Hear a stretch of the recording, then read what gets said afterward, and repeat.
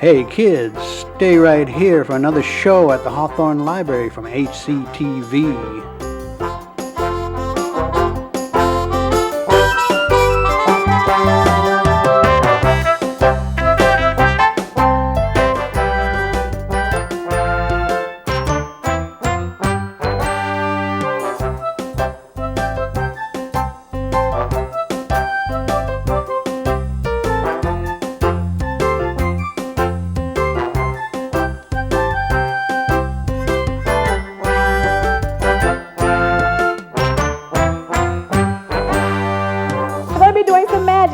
And also, throughout the show, we're going to be solving some of these mystery magic words that the mummy likes so very much. Hey, how you like that? You want to go do the first word? Yeah. The words are on the back here. I'll give you an easy one to start with. I don't know what order they're in, but let's see. I'll give you the shortest one first. Now, actually, I made these on my computer this morning, but I have a little bit of a problem with spelling. And did not use my spell check. So these words are slightly misspelled. I think I have all the letters, but they're just in the wrong order. So if I show you guys this word, do you think you can figure out what these letters, what order they should be in and what word it really is? Yeah. Oh, you look like a smart group. Okay, so let's unwrap this mystery message. Are you ready? Yeah. Okay, who knows what that word is? It says get P. What does that mean? Oh, that's right. Say it again. She got it. Good job. She said Egypt. I think I was trying to spell Egypt. Sorry about that. So who knows the correct spelling? Well, I know how to spell it the right way now because I looked it up in my dictionary. So you guys want to spell it with me? Yeah. Okay, it goes how? E-G-Y-P-T. Egypt. Who knows where Egypt and what Egypt is? The land of the pyramids. It's a country in northeast Africa, between the Mediterranean Sea and the Red Sea. Average about 400,000 square miles. Population approximately 58 million people. I know that because I looked it up in the dictionary. You guys read? No. You don't? Who said that? I might as well pack up and go home if y'all don't read. I mean, I guess that's why I'm here, to inspire you to read. Learn more about Egypt and this magic mystery. That's the favorite thing of the mummy and your dictionaries and encyclopedias. All right? Is that all right? Yes. I don't believe you're going to do that. You didn't sound like you're very convincing. Now, you know what? I don't like a quiet room. You guys have to make a lot of noise, okay? So did I say okay? Yes.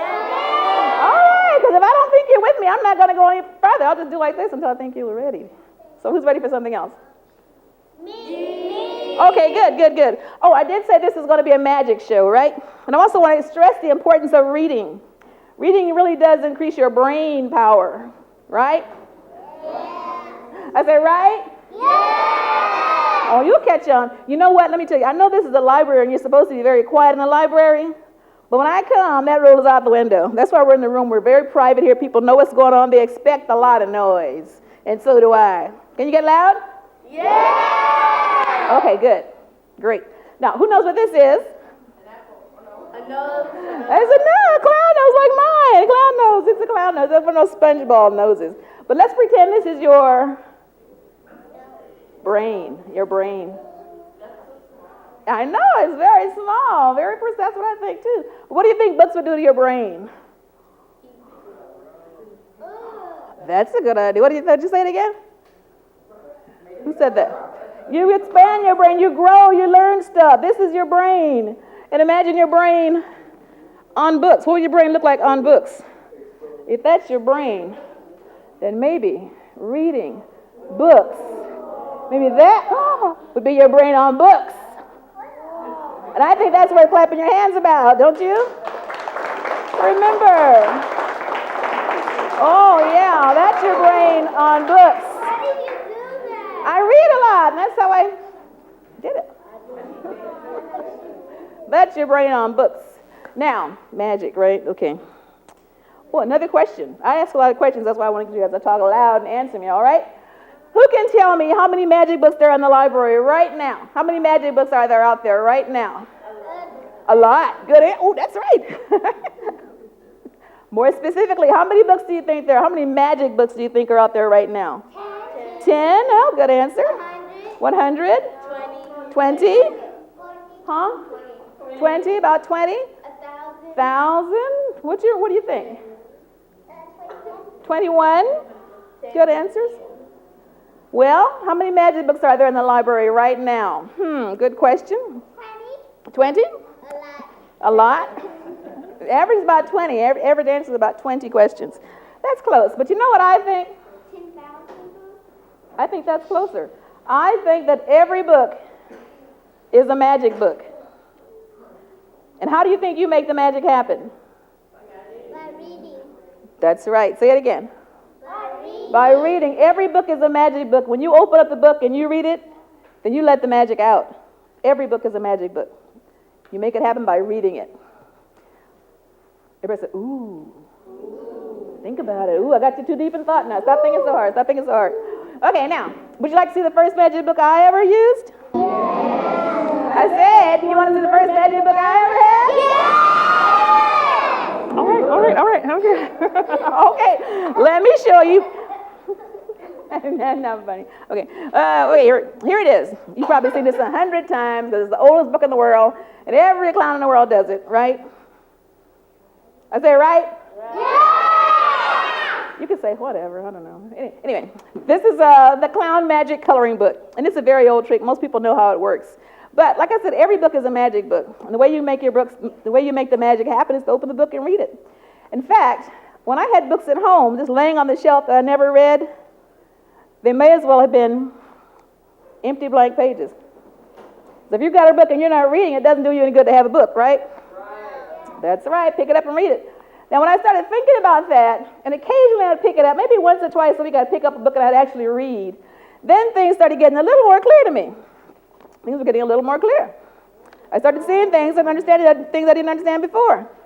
But then, when I made it a habit of reading every day at the same time, at least a little bit every day, you won't believe what happened then. All kinds of magical things started happening, and it really came clear to me then when I started reading regularly. Why did you do that? Because like I said, every book is a magic book. And the magic happens when you... The right people didn't say it. You people down here. I said the magic happens when you... That's right. When you pick it up and read it, that's when the magic happens. You make the magic. Now...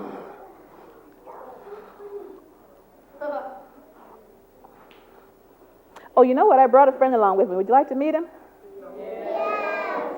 Y'all too quiet. I said I brought a friend. You like to meet him? Huh? Yes. All right, let me get him. He's right over here.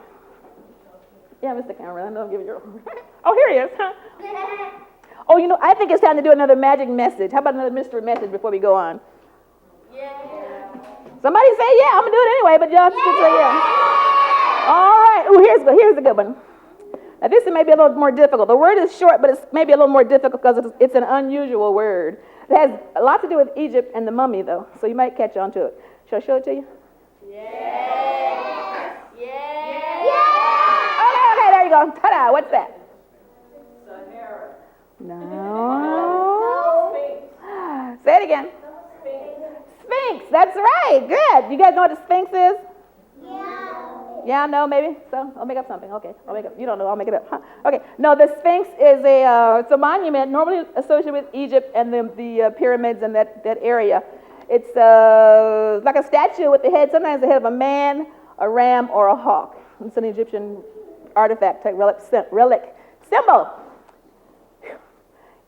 I read that in the dictionary too. Okay, now we have to spell it correctly. Who knows how to spell it?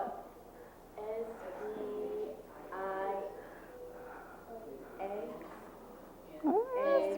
Pretty good. Good try. Okay, we all together. S-P-H-I-N-X.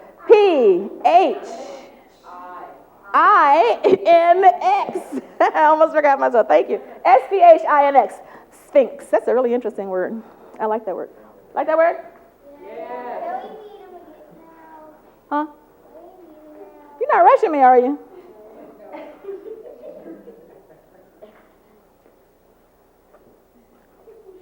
Okay. Thank you for waiting. This is my friend, and his name is Rudy. I guess we'll bring him over here.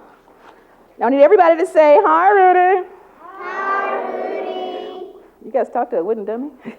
I mean, he is my friend. He's not a real boy, but he represents a friend of mine named Rudy. And I brought him because he has a very special story to tell. I guess I have to tell it for him. A very special story to tell, but a really good message behind the story. You guys want to hear it? All right. Don't yell so loud. Rudy was a nice boy, just like all of you, but he did not like to read. Now, he knew how to read. He was a good reader, but he didn't like to do it. He liked to spend his time doing other things. What kind of other things do you think Rudy would prefer to do than read?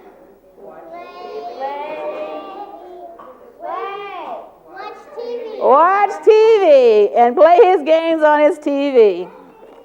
He was really, really hooked on the TV.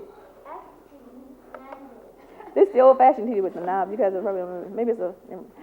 He was hooked on TV. Every day after school, Rudy come home, throw his books down, jump in his great big chair, and guess what he'd do? Watch TV. Watch TV. His head would go right off and inside the television set all afternoon. And as a result of that, that means, do you know what happened? Well, if you're not watching the right thing, TV does not make you very smart. In fact, sometimes what happens is that you forget some of the things that you already knew because you're not using your head, your brain. So your brain almost shrinks. I mean, it doesn't physically shrink, but you forget some of the stuff you know, so it's like your mind is closing in on you. TV. Yeah, head to the TV.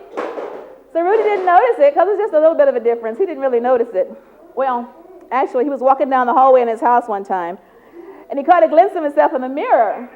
He goes, hey, is that me? And he goes, hey, you know what? I think my muscles are getting bigger. I think I'm looking pretty good, pretty buff there.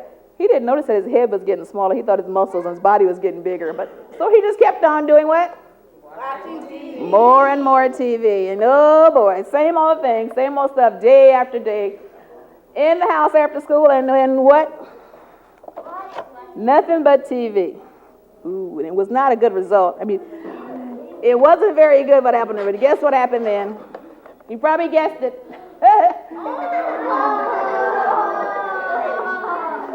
He was getting worse and worse.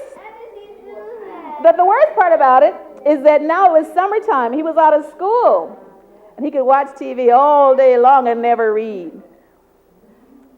All day. But you guys are smarter than that, right? Yeah. Oh, that's why you're here, huh? But not Rudy. He had not learned the lesson yet. More and more every day, all day now. From morning to night, he would watch TV. That's right. His head went right in that TV every day.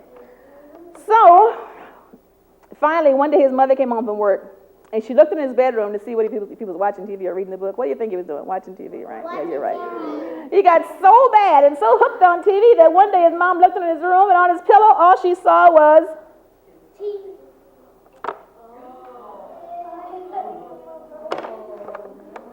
Oh, no, that's right. Rudy had watched so much TV that his brain had totally shrank and almost disappeared. But his mother saw that, and she goes, oh, no, my poor baby, his brain has shrank and almost disappeared. But she goes, oh, but, oh, well, he's still my boy, and I still love him because your mamas love you no matter what, don't they? So she picked him up, and she brushed him off because he fell on the floor. And she brushed him off, and she said, well, I guess I'll just have to make the best of what I have left of my little boy because I love him, right? So you know what she did with it? Any idea what she did with it? No. That's right. She took it and